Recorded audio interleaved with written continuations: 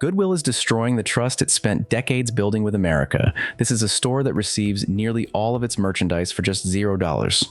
But somehow Goodwill is now selling many items for the same price as regular retail and sometimes even more. You heard that right. While customers continue complaining about prices, Goodwill's CEO still receives more than $700,000 in annual compensation. Goodwill continues expanding aggressively in 2026, and valuable items are being put up for sale online before in-store shoppers ever get a chance to see them. So how much has Goodwill really changed, and why is a place Americans once saw as a symbol of saving money now causing more and more customers to question the price tag right in front of them? Today we are going to expose the Goodwill secrets this thrift store chain does not want you to know. And how did they build our trust in the first place? Watch until the end so you do not fall into this trap before you shop at Goodwill again. There is one thing I think we need to say before we begin. For many Americans, Goodwill used to feel very different from a normal retail store. It was the place you stopped by when money was a little tight. A mother could find a few outfits for her kids without standing at the checkout counter wondering whether there would still be enough money left for groceries that week. People who loved saving money went there like treasure hunters. You never knew what you might find, but there was almost always a sense that if you were willing to look long enough, you could find something worth the money. I read one comment that has stayed with me. Someone said that in the early 2000s, their mother gave them just $2 and they were still able to buy several things at Goodwill. Another person remembered that around 20 to 25 years ago, they could walk out of the store with 4 or 5 bags of stuff for only about $25 to $30. Do you remember Goodwill that way? It was not just cheap, it also had a sense of community. Some older people in the comments remember Goodwill being associated with job training for people with disabilities repairing used items. And one person even said they used to volunteer fixing toys to help poor children at Christmas. Maybe that is exactly why what shoppers are seeing today creates such a strong reaction. And then I came across this video. I do not know about you, but after watching that, I definitely would not be as excited to stick both hands into a pile of clothes as I used to be. But I also want to be fair to Goodwill. A mouse appearing at one location does not mean every Goodwill across America is dirty, and it certainly does not prove that every shirt hanging on the rack has a problem. It would be too easy to stop at this clip and conclude that Goodwill is unsanitary. What made me more curious was a very simple question. At what point are those clothes actually washed before we buy them? I went directly to the FAQ page for Goodwill Industries of Northwest North Carolina, and they addressed this exact question: does Goodwill repair damaged items or wash donated clothing? Their answer is very clear. No, this regional Goodwill organization says it does not wash donated clothing before putting it up for sale. This is where I think a lot of people can easily misunderstand what is happening. Once a shirt has been sorted, priced, and neatly placed on a hanger, it starts to look like a finished retail product, and our minds can easily add a step that may not actually exist. They must have cleaned it already. However, we also need to keep this story within the proper scope. Goodwill does not operate like a single chain with exactly the same procedures everywhere in the country. Local Goodwill organizations have a significant degree of independence, so I cannot say that every Goodwill in America does not wash clothing.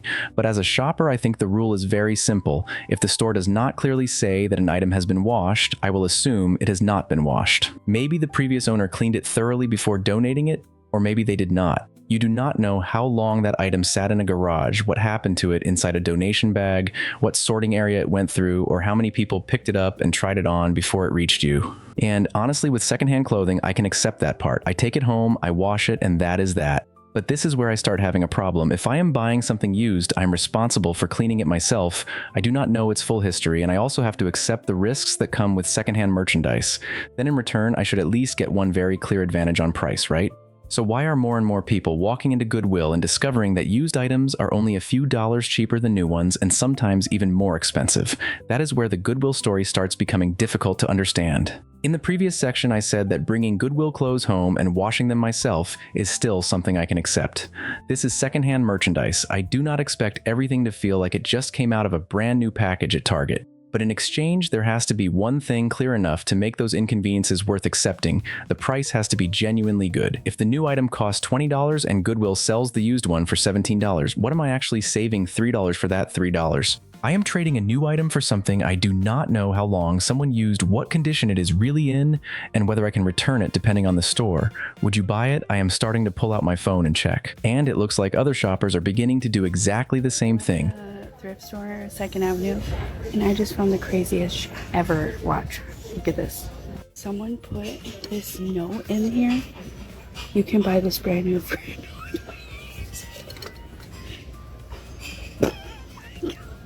There's another one right here. This literally is a used jar. Like from a recycling bin, you could literally pull this out of the trash. This costs $2 brand new at Walmart. A Goodwill shopper found a mason jar priced at $2.99, but someone had left a note inside saying the same type of item could be purchased new for $1.98. She then found another jar with a sarcastic note pointing out that it was simply a used jelly jar. The video once attracted around 1.3 million views. I have to admit, whoever left those notes was pretty funny. But behind the joke is a very real change in the way people shop at Goodwill.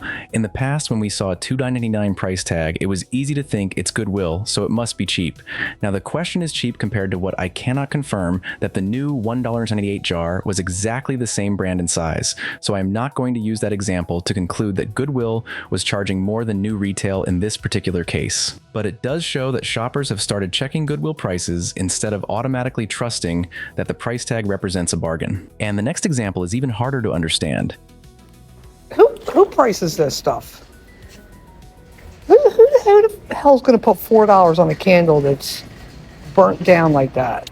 Diana, a frequent thrift shopper, found a candle that had already been almost completely burned down, priced at $4 at Goodwill. Nearby, there was also an empty candle jar priced at $3.49. She became frustrated enough to ask who was setting the prices and requested to speak with a manager.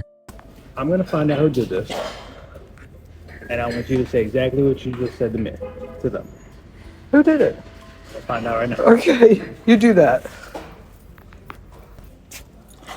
How are you guys going to put $4 on a candle that's a quarter full and burned and old as shit from probably a dollar store?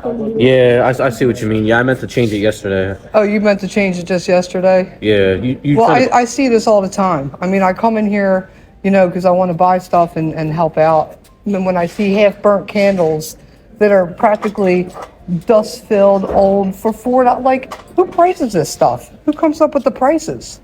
That's ridiculous. What is notable is that the manager did not try to defend the price. He acknowledged that the candle needed to be repriced. Don't you think that's ridiculous? Yeah. This is where I see the problem. That candle was not a rare vintage item. It was not Louis Vuitton. It was not something two people were fighting over on eBay. It was just a candle that had already been almost completely used. But I am also not going to take one candle and say that all of Goodwill's pricing is out of control. A completely wrong price can make it onto the sales floor. The question is there evidence that used merchandise really does sometimes reach or exceed the price of new merchandise? Yes, The Guardian recently documented a pair of peach-colored pleated pants at Goodwill priced at $8.99, while the original retail tag was still attached to the item, showing a new price of $7.99. The same item, two price tags. The used item was $1 more expensive than the new price. For me, this is where the story stops being simply people on TikTok like to complain. But Goodwill has an answer too. Goodwill Industries International leadership says there is no nationwide pricing policy. Each local Goodwill sets its own prices. They estimate that the average selling price across the network remains below $5 per item, and that average price increases since the pandemic have been lower than overall inflation. So I'm not saying everything at Goodwill is expensive. What I am saying is that you should no longer use the word Goodwill as a substitute for actually comparing prices. And there is one detail that makes me believe that even more. In early 2026, MERS Goodwill lowered prices at its Kansas City area stores. COO Mark Kars said directly that they believed many prices in the Kansas City market really had become too high and needed to be adjusted to remain competitive. This time, it was not TikTok customers saying Goodwill was expensive. It was a local Goodwill executive saying it. So from now on, if I see a $12 shirt at Goodwill, I do not ask, is $12 cheap for Goodwill? I ask, how much does a new one cost somewhere else? Because when the gap between used and new gets too small, the biggest advantage of thrift shopping starts to disappear. And if Goodwill now understands the market well enough to price things more accurately, the next question becomes even more interesting.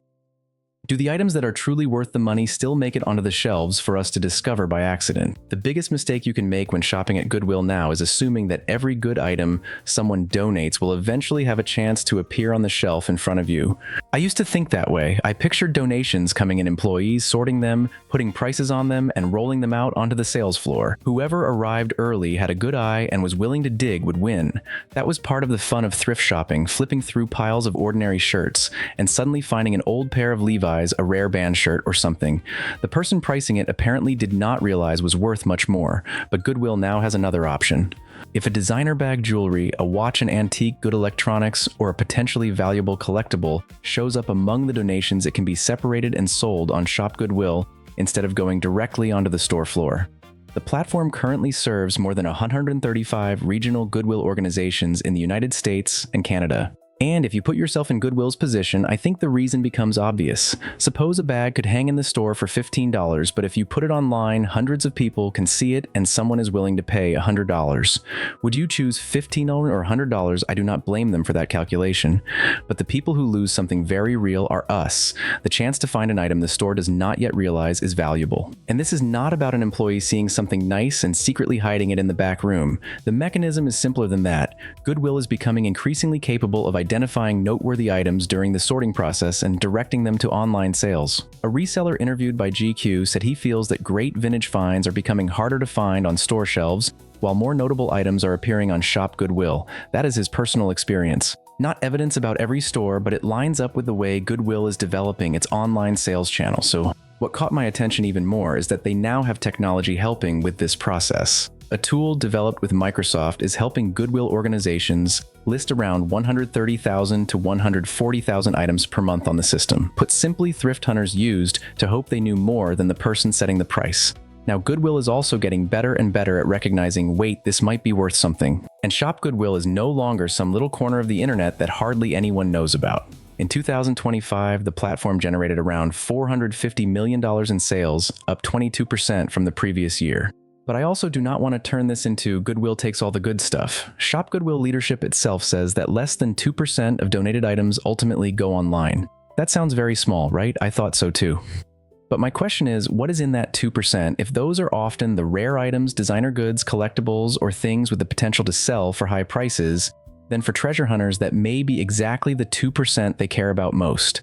There are two stories that illustrate this perfectly. A World War II-era Levi's jacket was listed on Shop Goodwill and was eventually purchased by Levi's itself for $10,001. But in the opposite direction, a 19-year-old still managed to find Wilt Chamberlain's Lakers jacket in the Goodwill bins for just $3, and it later sold at Sotheby's for $89,600. So the treasure is still there. Goodwill still misses things. But one thing has changed in the past. You went to Goodwill hoping to find something Goodwill did not realize it had. Now Goodwill is hunting for those items too. The difference is that they get to see the pile first. And suppose you are still lucky enough to find something good on the shelf, take it home, and then discover that it is broken. The next question is where things get really frustrating. Can you return it?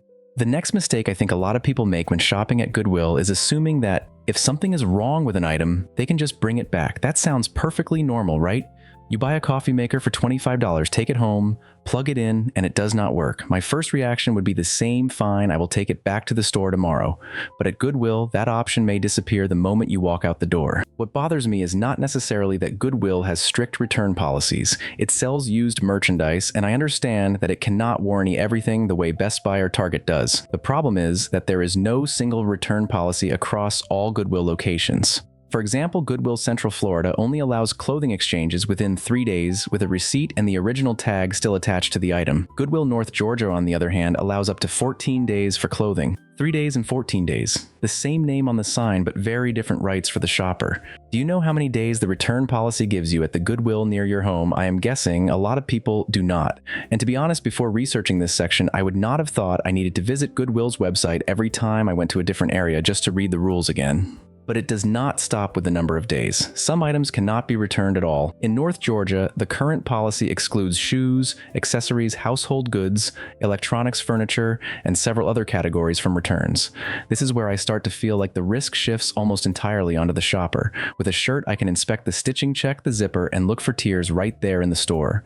But what about a blender, speaker, coffee maker, or used electronic device? It can look perfectly fine on the outside, but you cannot see through the casing into the motor or circuit board. If the item costs $5, maybe you can let it go. But $40, $60, $80, at that point, the cheap price tag starts to mean something very different. North Georgia even advises customers to test electronics in the store using the available outlets. I read that detail and thought, okay, at least they make it clear. But if a store has to remind you to test something immediately because you cannot return it afterward, I would never buy electronics there, with the attitude of, I will take it home and figure it out later. And even if your item qualifies for a return, there is another detail. In North Georgia, refunds are issued on a gift card rather than necessarily being returned through your original method of payment. That means I give the store $30 of my money the item does not work out, and I get $30 back that I basically still have to spend at Goodwill. Would you consider that a refund in the way we normally think of one? I would call it getting the value back so I can keep shopping, not necessarily getting my money back. Central Florida says directly that merchandise is sold as is meaning in its current condition, and there are no refunds. Other than certain clothing items that qualify for an exchange within 3 days, everything else is a final sale. And this is where I understand why a return policy can destroy trust even faster than a high price tag. I do not need Goodwill to give me 90 days to return everything. I am not asking for a warranty on a used item either, but I do need to know the rules before I pay, not after the item stops working. A $25 appliance is only a bargain if it works. If it does not work and you cannot return it, you did not just buy the appliance, you bought all of its risk too. And as Goodwill prices sometimes move closer and closer to the price of new merchandise, that question becomes even harder to ignore. If I have to accept a used product limited return policies and most of the risk falling on me, then what exactly is the name Goodwill still giving me? And that is when I started looking at another word Goodwill has associated with its name for years: nonprofit. At this point, I started seeing one sentence over and over again under videos about Goodwill. If they are charging prices like this, how can they still call themselves a nonprofit? Some people even say Goodwill is not actually a nonprofit organization. This part needs to be stated accurately. Goodwill really is a nonprofit network. The issue is not that it is pretending to be a nonprofit. The issue is that many of us have automatically assumed that nonprofit means everything has to be sold very cheaply. And I understand why people are upset. Goodwill Industries International's most recent publicly available tax filing shows that CEO Stephen Preston received more than $715,000 in salary bonuses and direct compensation, and when other related compensation is included, the total exceeds $768,000. If I read that number right after seeing a half-used candle priced at $4, I would have questions too. But a high salary does not automatically prove that someone is pocketing donated money. Goodwill says this compensation is reviewed by its board and compared with organizations of similar size. What caught my attention more was the way Goodwill explains its own business model. It does not say we exist to sell everything as cheaply as possible to poor people. It says donated goods are sold to fund job training, employment support, and community programs. Goodwill says nearly 2 million people receive support in 2025. When criticized over prices, it also says each local Goodwill sets prices based on its market and tries to get as much value as possible from donated items. Once I read that, a lot of what we saw in the previous section started to make sense. And the biggest paradox is that while the internet is full of people saying Goodwill is not what it used to be, 2025 was actually a record year: more than $7 billion in retail revenue, nearly 300 million transactions, and about 100 new locations targeted for 2026. So the illusion is not that Goodwill is pretending to be a nonprofit. The illusion is that we once assumed nonprofit automatically meant cheap. Goodwill sees a donated item as a source of revenue to fund its mission. Shoppers see that same item as an opportunity for their families to save money. And the problem begins when both sides are trying to get as much value as possible from the same shirt.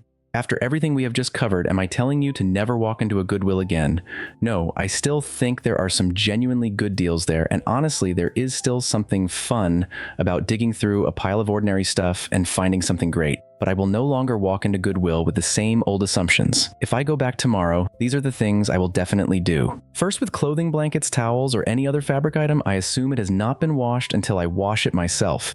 I do not care how good it smells or how clean it looks. Looking clean and actually having been cleaned are two different things. Second, once an item starts getting into the $20, $30, or $50 range and above, I am pulling out my phone and checking the price of a new one. I no longer ask, is this cheap for Goodwill? I ask, what can I buy somewhere else for this amount of money?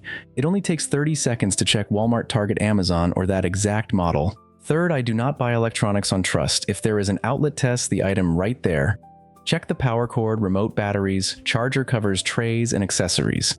A $30 blender is not a bargain if you get home and discover that half the set is missing. Fourth, before I pay, I will ask that specific store, can I return this item, how long do I have, and will I get my money back or only a gift card?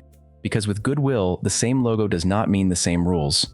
One location may give you 3 days to exchange clothing, another may give you 14 days, while many electronics or household items may be final sale. And finally, if I am looking for watches, vintage items, jewelry, musical instruments, or special collectibles, I will check Shop Goodwill too.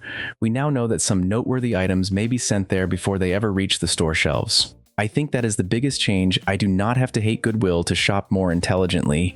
I just have to let go of the old assumptions. I used to walk into Goodwill to see what I could find. I still do that now, except I bring a little more skepticism and my phone with me. After all of this, I do not think the story is as simple as Goodwill is good or Goodwill is bad. The issue is that the Goodwill many Americans remember the place where you could walk in with an almost automatic belief that things would be cheap, and you might find a great deal operates differently now. Prices sometimes come close to the cost of new merchandise. Some of the better items are moved online. Return policies vary from one region to another, and the word nonprofit does not mean the store has to sell everything at very low prices. I will still shop at Goodwill, but I will go in with my eyes more open, check things more carefully, and no longer give it my trust just because I recognize the logo. What about you? What is the Goodwill near you like now? Are the prices still good, or do you feel like things have changed too? Tell me in the comments. If this video helped you see Goodwill differently, hit like, subscribe to the channel, and turn on notifications. We will continue taking a closer look at the retail chains Americans still trust every day.